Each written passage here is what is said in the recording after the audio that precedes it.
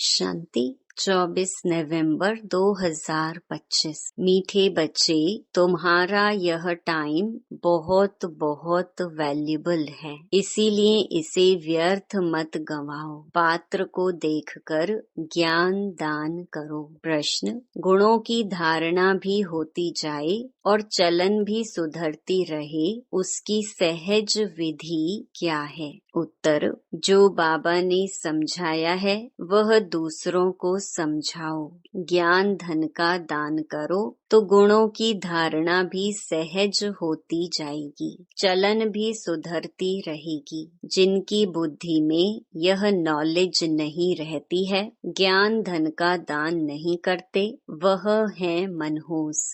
वह मुफ्त अपने को घाटा डालते हैं। गीत: बचपन के दिन भुला न देना। ओम शांति। मीठे मीठे बच्चों ने गीत सुना, अर्थ तो अच्छी रीति समझा। हम आत्मा हैं और बेहद बाप के बच्चे हैं, यह भुला ना दो। अभी अभी बाप की याद में हर्षित होते हैं, अभी अभी फिर याद भूल जाने से गम में पड़ जाते हैं। अभी अभी जीते हो, अभी अभी मर पड़ते हो, अर्थात अभी अभी बेहद के बाप के बनते हो। अभी अभी फिर जिस्मानी परिवार तरफ चले जाते हो तो बाप कहते हैं, आज हंसे कल रो ना देना। यह हुआ गीत का अर्थ।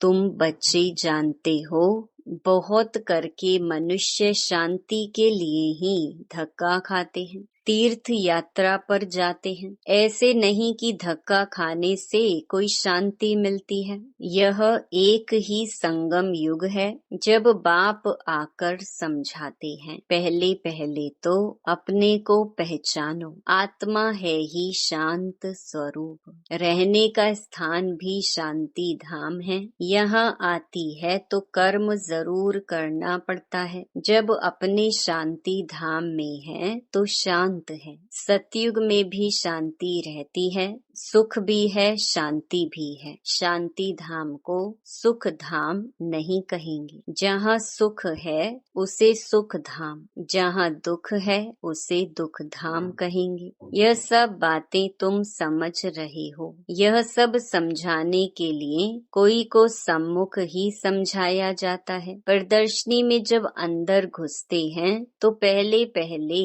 बाप का ही परिचय देना चाहिए। समझाया जाता है, आत्माओं का बाप एक ही है, वही गीता का भगवान है, बाकी यह सब आत्माएं हैं। आत्मा शरीर छोड़ती और लेती है, शरीर के नाम ही बदलते हैं, आत्मा का नाम नहीं बदलता। तो तुम बच्चे समझा सकते हो, बेहद के बाप से ही सुख का वर्षा मिलता है। बाप सुख की सृष्टि स्थापन करते हैं, बाप दुख की सृष्टि रचे, ऐसा तो होता नहीं। भारत में लक्ष्मी नारायण का राज्य था ना, चित्र भी है। बोलो, यह सुख का वर्षा मिलता है। अगर कहें यह तो तुम्हारी कल्पना है तो एकदम छोड़ देना चाहिए। कल्पना समझने वाला कुछ भी समझेगा नहीं। तुम्हारा टाइम तो बहुत वैल्यूबल है। इस सारी दुनिया में तुम्हारे जितना वैल्यूबल टाइम कोई का है नहीं। बड़े बड़े मनुष्यों का टाइम वैल्यूबल होता है। बाप का टाइम कितना वैल्यूबल है, बाप समझाकर क्या से क्या बना देते हैं। तो बाप तुम बच्चों को ही कहते हैं कि तुम अपना वैल्यूबल टाइम मत गवाओ।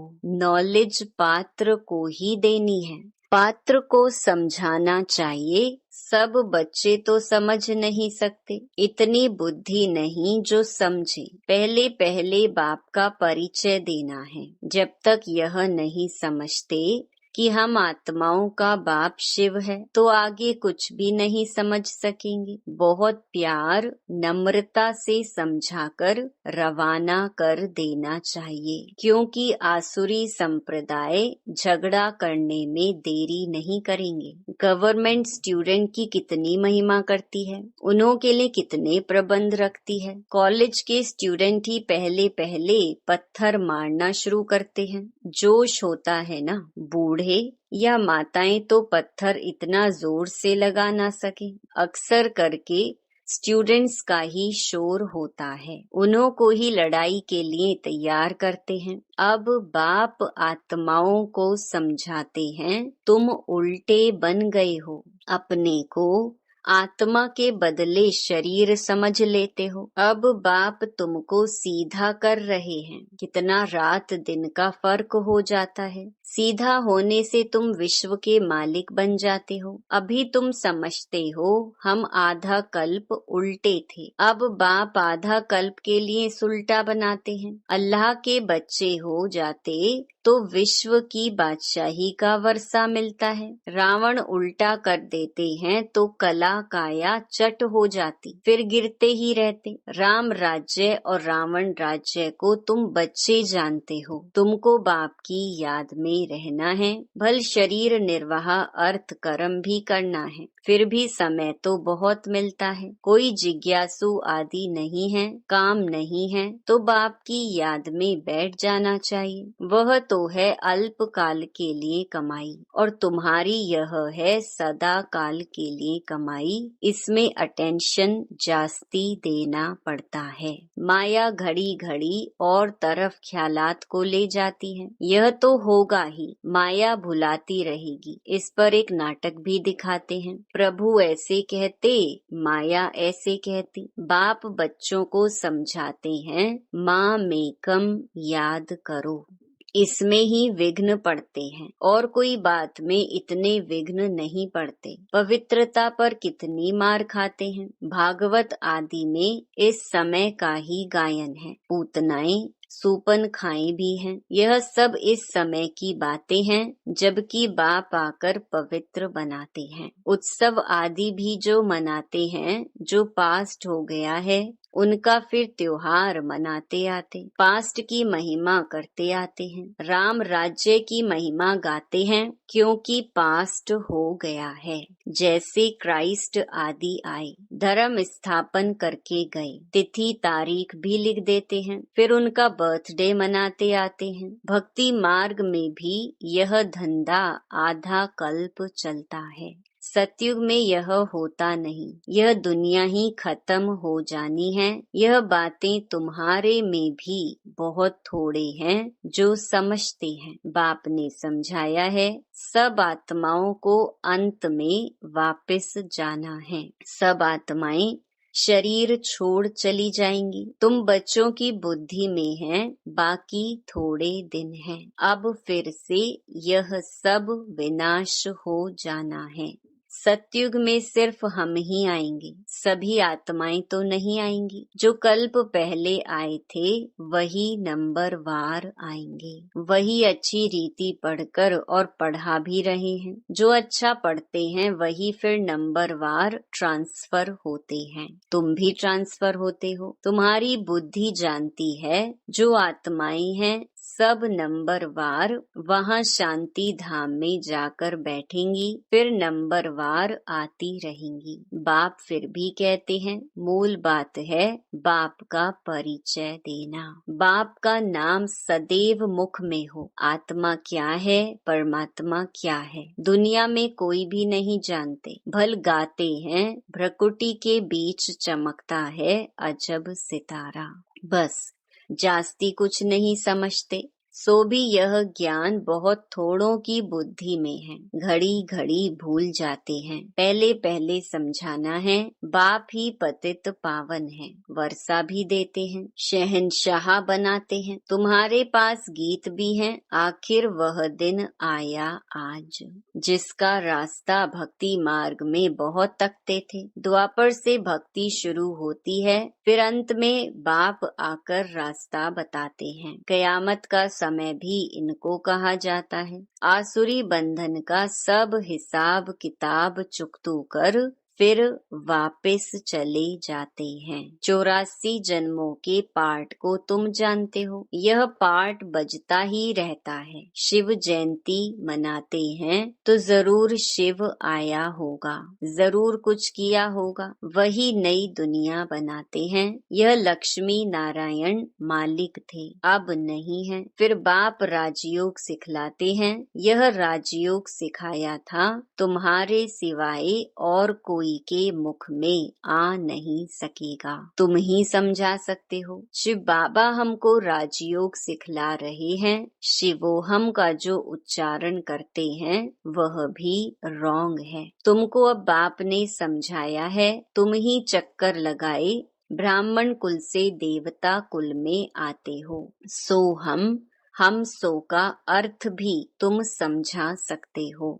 अभी हम ब्राह्मण हैं, यह 84 का चक्कर है। यह कोई मंत्र जपने का नहीं है, बुद्धि में अर्थ रहना चाहिए। वह भी सेकंड की बात है। जैसे बीज और झाड़ सेकंड में सारा ध्यान में आ जाता है, वैसे हम सो का राज भी सेकंड में आ जाता है। हम ऐसे चक्कर लगाते हैं जिसको स्वदर्शन चक्कर भी कहा जाता है।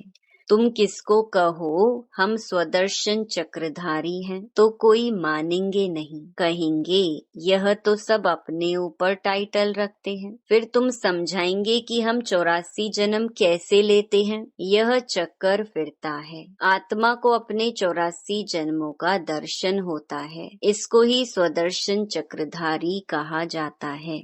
पहले तो सुनकर चमक जाते हैं, यह फिर क्या गपोड़ा लगाते हैं। जब तुम बाप का परिचय देंगे तो उनको गपोड़ा नहीं लगेगा। बाप को याद करते हैं, गाते भी हैं, बाबा आप आएंगे तो हम वारी जाएंगे, आपको ही याद करेंगे। बाप कहते हैं तुम कहते थे ना, अभी फिर तुमको याद दिलाता हूँ, नष्टो मोहा हो जाओ, इस देह से भी नष्टो मोहा हो जाओ। अपने को आत्मा समझ मुझे ही याद करो तो तुम्हारे विकर्म विनाश हो जाए। यह मीठी बात सबको पसंद आएगी। बाप का परिचय नहीं होगा तो फिर किस न किस बात में संशय उठाते रहेंगे। इसीलिए पहले तो 2-3 चित्र आगे रख दो जिसमें बाप का परिचय हो। बाप का परिचय मिलने से वर्षे का भी मिल जाएगा। बाप कहते हैं मैं तुमको राजाओं का राजा बनाता हूँ, यह चित्र बनाओ। डबल सिरताज राजाओं के आगे सिंगल ताज वाले माथा टेकते हैं। आपे ही पूज्य, आपे ही पुजारी का भी राज समझ में आ जाए। पहले बाप की पूजा करते हैं, फिर अपने ही चित्रों की बैठ पूजा करते हैं। जो पावन होकर गए हैं उनका चित्र बनाए बैठ पूजते हैं। यह भी तुमको अभी ज्ञान मिला है, आगे तो भगवान के लिए ही कह देते थे। आपे ही पूज्य, आपे ही पुजारी। अब तुमको समझाया गया है, तुम ही इस चक्कर में आते हो। बुद्धि में यह नॉलेज सदैव रहती है और फिर समझाना भी है। धन दिए धन ना खोटे। जो धन दान नहीं करते हैं उनको मनहूस भी कहते हैं। बाप ने जो समझाया है वह फिर दूसरों को समझाना है। नहीं समझाएंगे तो मुफ्त अपने को घाटा डालेंगे। गुण भी धारण नहीं होंगे, चलन भी ऐसी हो जाएगी। हर एक अपने को समझ तो सकते हैं ना। तुमको अब समझ मिली है, बाकी सब हैं बेसमझ। तुम सब कुछ जानते हो। बाप कहते हैं इस तरफ है दैवी संप्रदाय, उस तरफ है आसुरी संप्रदाय। बुद्धि से तुम जानते हो अभी हम संगम युग पर हैं। एक ही घर में एक संगम युग का, एक कलयुग का, दोनों इकट्ठे रहते हैं। फिर देखा जाता है हंस बनने लायक नहीं है तो युक्ति रची जाती है, नहीं तो विघ्न डालते रहेंगे। कोशिश करनी है आप समान बनाने की, नहीं तो तंग करते रहेंगे। फिर युक्ति गलती से किनारा करना पड़ता है। विघ्न तो पड़ेंगे, ऐसी नॉलेज तो तुम ही देते हो। मीठा भी बहुत बनना है, नष्टो मोहा भी होना पड़े। एक विकार को छोड़ा तो फिर और विकार खिटखिट मचाते हैं। समझा जाता है जो कुछ होता है कल्प पहले मुहाफिक। ऐसे समझ शांत रहना पड़ता है। भावी समझी जाती है। अच्छे अच्छे समझाने वाले बच्चे भी गिर पड़ते हैं, बड़ी जोर से चमाट खा लेते हैं। फिर कहा जाता है कल्प पहले भी चमाट खाई होगी। हर एक अपने अंदर में समझ सकते हैं। लिखते भी हैं बाबा, हम क्रोध में आ गए, फलाने को मारा, यह भूल हुई। बाप समझाते हैं जितना हो सके कंट्रोल करो। कैसे कैसे मनुष्य हैं, अबलाओं पर कितने अत्याचार करते हैं। पुरुष बलवान होते हैं, स्त्री अबला होती है। बाप फिर तुमको यह गुप्त लड़ाई सिखलाते हैं जिससे तुम रावण पर जीत पाते हो। यह लड़ाई कोई की बुद्धि में नहीं है, तुम्हारे में भी नंबरवार हैं जो समझ सकते हैं। यह है बिल्कुल नई बात। अभी तुम पढ़ रहे हो सुख धाम के लिए, यह भी अभी याद है फिर भूल जाएगी। मूल बात है ही याद की यात्रा। याद से हम पावन बन जाएंगे। अच्छा, मीठे मीठे सिकिलधे बच्चों प्रति मात पिता बाप दादा का याद प्यार और गुड मॉर्निंग। रूहानी बाप की रूहानी बच्चों को नमस्ते। धारणा के लिए मुख्य सार। पहला, कुछ भी होता है तो भावी समझ शांत रहना है, क्रोध नहीं करना है। जितना हो सके अपने आप को कंट्रोल करना है। युक्ति रच आप समान बनाने की कोशिश करनी है। दूसरा, बहुत प्यार और नम्रता से सबको बाप का परिचय देना है। सबको यही मीठी मीठी बात सुनाओ कि बाप कहते हैं अपने को आत्मा समझ मुझे याद करो, इस देह से नष्टो मोहा हो जाओ। वरदान, हर आत्मा को भटकने व भिखारीपन से बचाने वाले निष्काम रहम दिल भव। जो बच्चे निष्काम रहम दिल हैं, उनके रहम के संकल्प से अन्य आत्माओं को अपने रूहानी रूप व रूह की मंजिल सेकंड में स्मृति में आ जाएगी। उनके रहम के संकल्प से भिखारी को सर्व खजानों की झलक दिखाई देगी। भटकती हुई आत्माओं को मुक्ति व जीवन मुक्ति का किनारा व मंजिल सामने दिखाई देगी। वे सर्व के दुख हरता सुख करता का पाठ बजाएंगे। दुखी को सुखी करने की युक्ति व साधन सदा उनके पास जादू की चाबी के माफिक होगा। स्लोगन, सेवाधारी बन निस्वार्थ सेवा करो तो सेवा का मेवा मिलना ही है। अव्यक्त इशारे, अशरीरी व विदेही स्थिति का अभ्यास बढ़ाओ। अंत समय में प्रकृति के पांचों ही तत्व अच्छी तरह से हिलाने की कोशिश करेंगे, परंतु विदेही अवस्था की अभ्यासी आत्मा बिल्कुल ऐसा अचल अडोल पास विद ऑनर होगी जो सब बातें पास हो जाएंगी, लेकिन वह ब्रह्मा बाप के समान पास विद ऑनर का सबूत देगी। इसके लिए समय निकालकर प्रकृति के पांचों तत्वों की सेवा करते शुभ भावना की सकाश देते रहो। अच्छा, ओम शांति।